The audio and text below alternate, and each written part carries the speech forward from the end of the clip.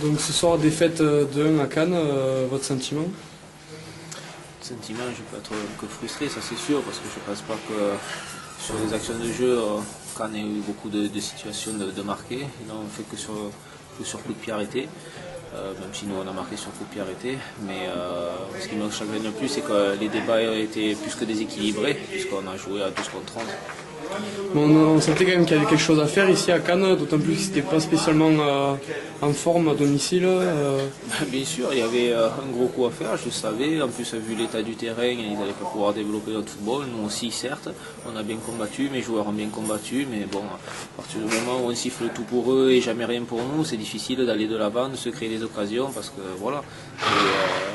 Bon, c'est comme ça, je sais qu'il y avait un coup à faire, oui, mais bon, on a fait une erreur dans le match qui nous a malheureusement coûté la défaite.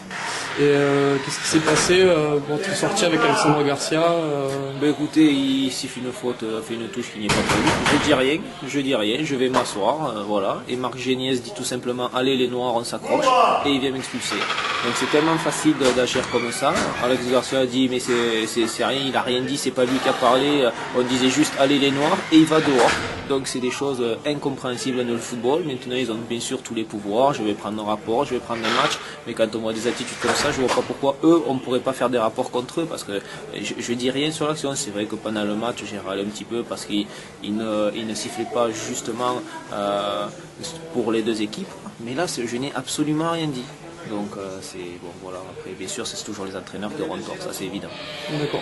Et la suite pour le prochain match à domicile? Eh bien écoutez, on est prendre un point sur 6 sur les deux derniers matchs, donc on va jouer bien sûr tous les matchs pour les gagner. Là on était venu pour les contenir, je savais qu'on allait avoir des opportunités. Voilà, même si dans le jeu on les a pas trop eu à cause de ce terrain. Je veux dire, on gagnait quand même à la pause, et sans leur de coup de pied arrêté, il n'y aura pas eu de danger.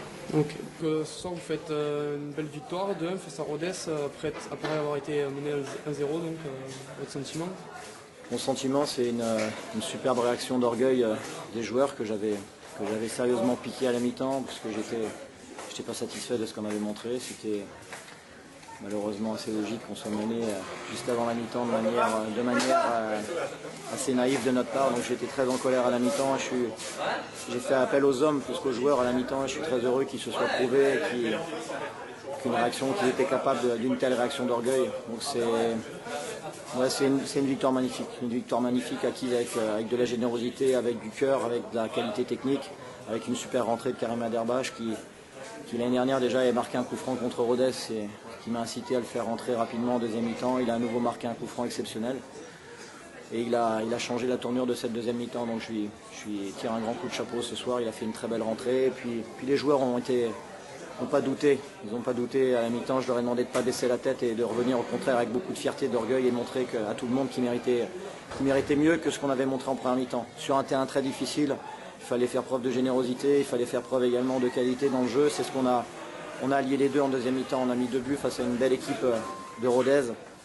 Ça, c'est d'autant plus de mérite. La saison dernière, vous avez fait un peu le même schéma de jeu, c'est-à-dire vous perdiez, vous êtes revenu, vous avez finalement gagné. Finalement, on peut dire que votre club, ça joue beaucoup avec l'envie. Justement, qu'est-ce que c'est qui fait ce déclic? Écoutez, je vous dis, on avait préparé sérieusement ce match. Malheureusement, c'est vrai que j'ai l'impression qu'on a mis du mal à rentrer dans le match, y compris d'un point de vue physique. On souffre énormément depuis 3 semaines des conditions météo sur Cannes. On s'entraîne sur synthétique. Ça fait 2 semaines où on a au niveau physique des matchs difficiles, où on a du mal à rentrer dans les matchs. Je pense que ça vient, on essaie de trouver le juste milieu, mais c'est pas évident sur synthétique tous les jours pour les joueurs. Est-ce qu'il faut travailler un peu moins? Est-ce qu'il faut travailler, doser un peu plus le travail? En tout cas, c'est assez problématique. On souffre de ces conditions climatiques ce qui fait qu'on a moins de repères au niveau physique. Voilà, je l'expliquerai comme ça, mais en tout cas, la réaction de la deuxième mi-temps me satisfait pleinement. Et la suite pour le championnat avec Cannes?